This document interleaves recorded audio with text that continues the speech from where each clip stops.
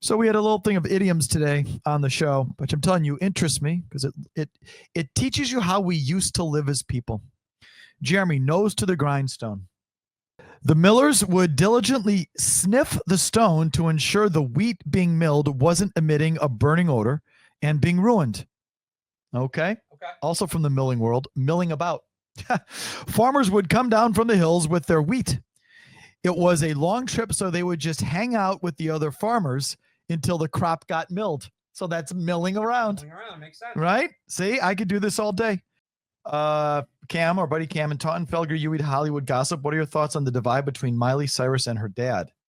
I think they're both like a hot mess.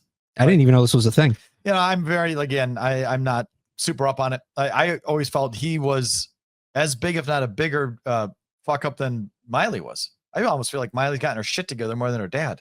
I mean, I have no concept of like how big of a star he was. Me neither. It feels like she was on another level than he reached, and that's obviously going to make things awkward. There could be some resentment there. Do you care about how high a draft pick the Patriots get this year? Is it important? How's the draft class this year, Bart? Not as good as last year. Not as bad as people are saying. I because it's not a quarterback, like you can move around the board. They have the assets. If they need to get up to 4, they can get up to 4. If they want to trade down, they can trade down. They're going to be able to get a tackle or a receiver pretty much anywhere. Look, if they end up with like the 20th pick, something went incredibly right. And maybe that draft pick isn't as important as we thought. I'm not saying I think that's going to happen, but they'll end up in the top 15 and realistically they can do what they need to do from there. Should a quarterback go number 1 overall? No, they will, but they shouldn't. Will? Somebody's going to take Shedeur, Cam Ward first overall, and probably second because these teams convince themselves that they have to get a quarterback and nothing else. But there's much more talented players in this draft than the quarterbacks. Jeremy writes in, not an idiom, but acronym, the F word. Where does that come from? He says it's for fornicate under command of the king. I always was under the impression that when you put someone, they used to put people in prison for this sort of activity. Yeah. And the prison would say, or the charge would be for unlawful cardinal knowledge. I've heard both of those. I assumed they were urban legends, but I've heard both. What do you mean? Well, urban legends are urban. You know what I mean? I get what you're saying. Yeah. Not definitively true, but I've heard both. I looked up the golf one too because we got the call on that. Yeah, it's definitely not what he said. Golf was like a Scottish verb for like swing or strike.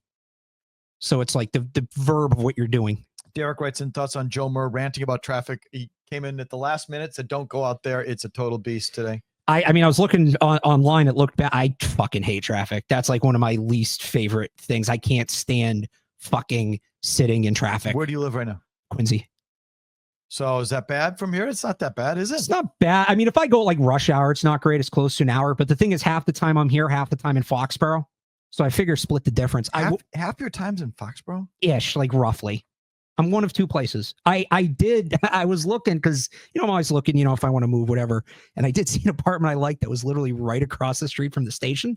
So I texted my friends. I'm like, what do you think of living across the street from work? And one friend goes, well, I worry I wouldn't be able to separate my work life, my personal life. And I'm like, I already can't do that. The other friend goes, well, I'm worried I'd only be at work or home. I wouldn't go out. And I'm like, I already do that. And they're like, well, then there you go. I'm like, okay, so all we learned is I'm a piece of shit. Great. Thanks for the help, guys. No information was gained. Is for unlawful carnal knowledge a Van Halen album? Kelly? I don't know. I'm sorry. Yeah, I don't know. Not a big fan. Me neither. What shows are you watching, Barth? So I'm watching Yellowstone.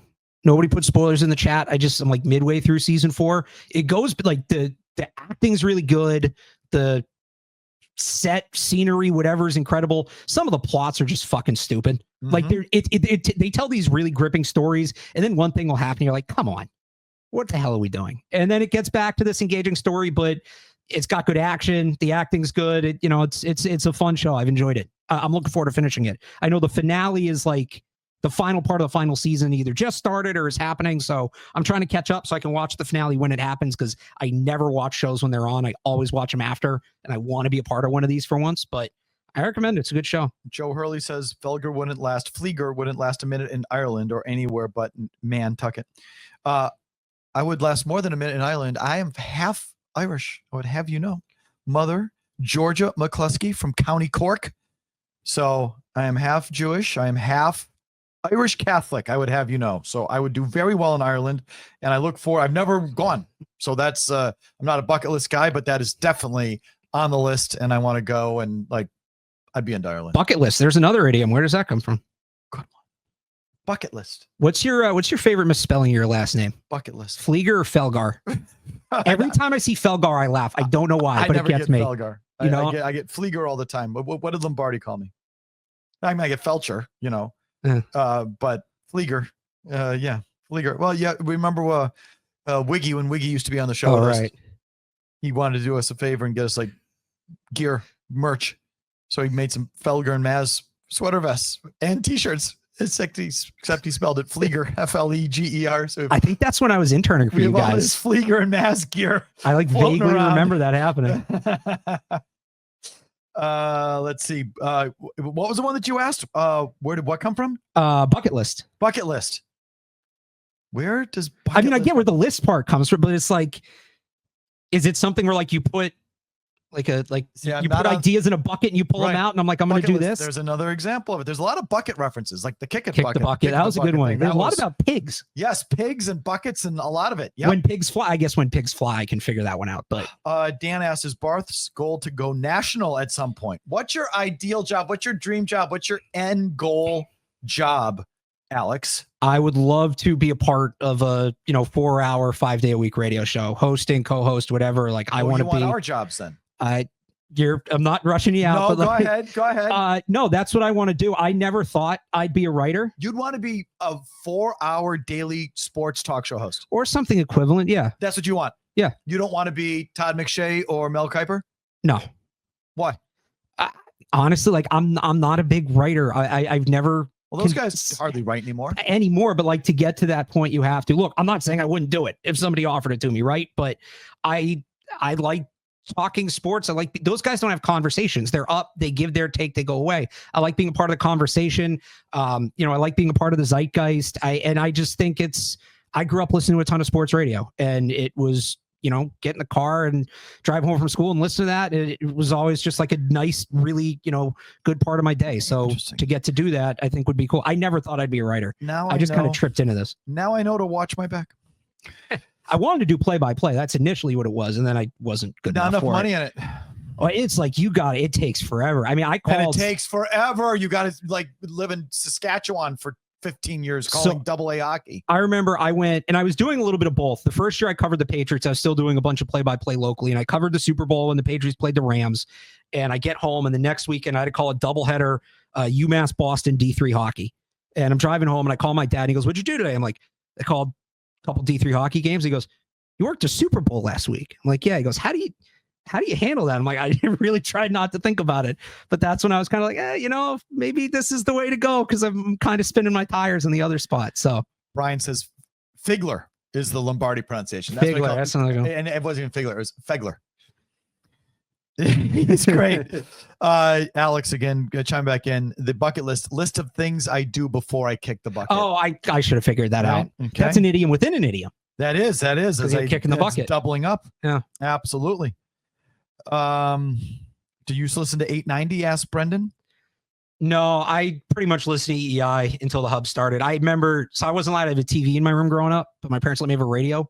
And I remember one night turning on, it was the night Mikey Adams locked himself in the studio. And I just was so enamored with that. I was like, I'm just going to listen to this guy now. And then I did that. And then I started listening to more. And then the hub came along, and that's the origin story. So your goal is not to be a top draftnik. It's to be a talk show host. Yeah. Yeah. Good for you. Well, and the other thing is, like, don't get me wrong, I love football. I do. It's my favorite sport.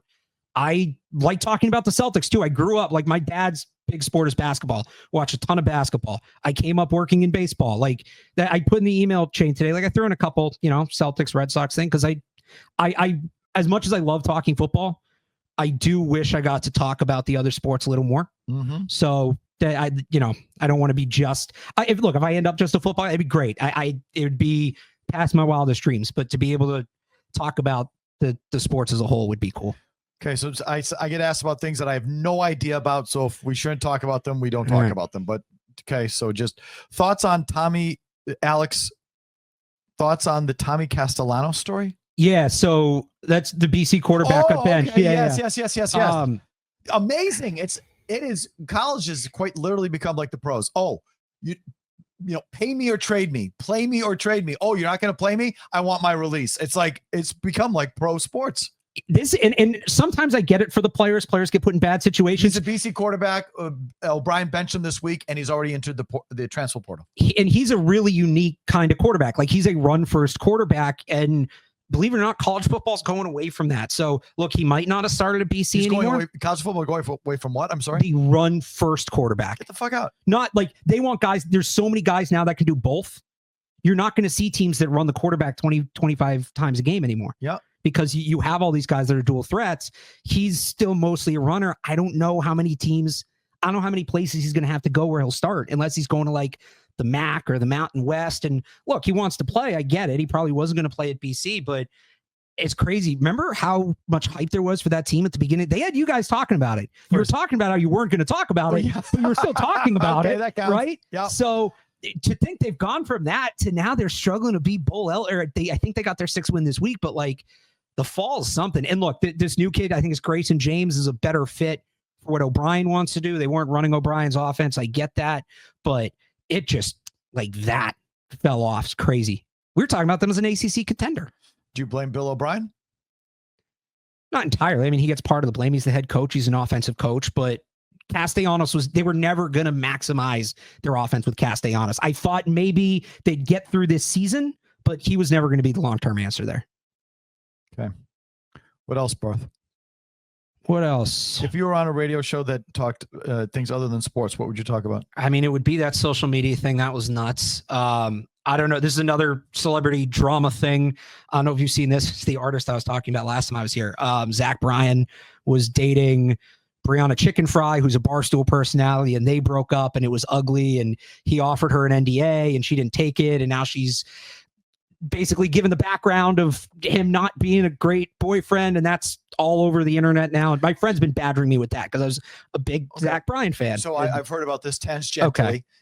Has she made more money podcasting than she would have just and the NDA came with a payment, right? $12 million is what she said. Okay. So she turned down 12 million Yeah. to go podcast on her own. Has she made more than 12 million podcasts? Well, she was podcasting anyway. It was just to not talk about, she had it's her own show that was separate from I this. see. So she was already It's just to not talk about the I relationship. See. I see. No, she as I understand it, she legit turned down the money. Like it wasn't, oh, well, I can get more doing this. She just said, no, I don't want that weight on my She'd conscience. rather have the content. Right. Yeah. How's the content? Is she burying them? I mean, it's been pretty gripping. Well, Dave Portnoy is releasing like diss tracks about this guy. So, I mean, what does that mean? I don't even get it. Oh, diss, D-I-S-S. Yeah. So there's is that like actually rapping? One of them's a rap. I haven't listened to the other one. My friend sent it to me. I saw it came out. I haven't heard it. It's him and this guy, Josh Richards, who's another podcaster that works for them. I haven't heard the second one yet. Releasing diss tracks for about Zach Bryan. Zach Bryan in defense of Chicken Fry. Yeah. And just I'm sorry? And Miss Peaches is the dog. Which is his dog. Yeah. Okay. That Nantucket, I'm sure you know Miss Peaches, but I've never met. Yeah, it's been nuts. It's like there's another, story or two coming out every day. And so why don't you want to do that? Because that feels to me like the future. The thing we're doing in there, like we're barely hanging on, Barthy. It's like, I don't know how much longer, is this, we're going to be here for another decade? I feel lucky, but like that thing feels like where it's all going. Well, I just want to talk about sports. I guess is a better way to put it. I want to touch though this or whatever the next evolution of this is. Maybe becomes full-time podcasting like a guy like Bill Simmons, right? That sort of thing. So there's the platform it's on might change. There's always going to be an opportunity to talk about sports and have people consume it. That's not going away. What am I trying to say? I preach about this all the time. I get preachy about it, but the product we have in there is totally unique and I would miss it as a viewer. Yeah. You can podcast all you want, but there's something about the live audience and the interaction of the caller that is just, it doesn't exist anywhere else. Well, so what I loved doing was when I was at CLNS, and this was pre-pandemic, we would do podcasts live on YouTube. And nobody was really doing it at that point because if you weren't in a TV studio or a radio studio, nobody took you seriously. Then the pandemic happened, and now everybody's on Zoom and everybody's doing it like that. But it was Google Hangouts was the software we use. It doesn't exist anymore. And we got this unbelievable response. And the other thing was, because we were online, we were international. Most of my following early on covering the Patriots was people in other countries who don't get 98.5, don't get NBC Sports Boston, don't get newspapers, right? And that ultimately is what I want to do. I want to talk about the teams with the fans that follow them, whether that's on an FM dial, whether that's on a podcast, whether it's on YouTube, whatever. Like I still do most of my podcasts are live on YouTube.